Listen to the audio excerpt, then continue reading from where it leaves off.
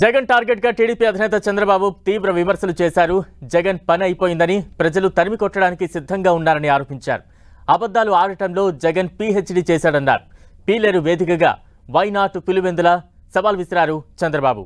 మంత్రి రోజా పెద్దిరెడ్డిపై ఘాటు వ్యాఖ్యలు చేశారు. ఎన్నికలు దగ్గర పడుతున్నాయి. జగన్మోహన్ రెడ్డి అబద్ధాలు పెరిగిపోతున్నాయి. ఆయన ఏం చదువుకున్నాడో నాకు తెలియదు కానీ కన్నార్పకుండా అబద్ధాలు చెప్పడంలో పీహెచ్డీ చేశాడు. అవునా కాదా? అబద్ధాలు కూడా అవునా కాదా? మొన్నటి వరకు అన్నాడు 175కు 175 గెలుస్తా ఉన్నాడా లేదా? వై నాట్ కుప్పం అన్నాడా లేదా?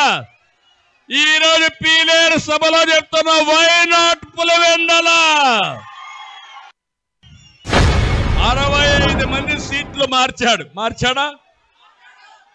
అందులో 29 మందికి సీట్లు ఎగ్గొట్టాడు. పర్వాలేదు. నేను అడుగుతున్నా, ఈ ఊర్లో చెత్త వేరే ఊరికి మారిస్తే అది బంగారం అయిపోతుందా తమ్ముళ్ళు అని మిమ్మల్ని అడుగుతున్నా. చెత్తే కదా అని మిమ్మల్ని అడుగుతున్నా. అందరి మీద కేసులు పెట్టారా లేదా అని మిమ్మల్ని అడుగుతున్నా. అందరం బాధితులు అవునా కాదా అని మిమ్మల్ని అడుగుతున్నా. నేను కూడా బాధితుడిని, మీరు బాధితులే.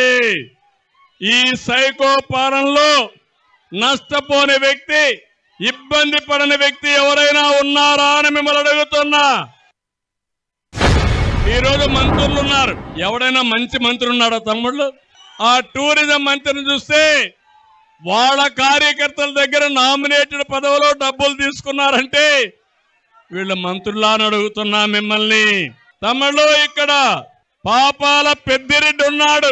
ఏం తింటాడో నాకు తెలియదు. అన్నం తింటున్నాడా? లేదు.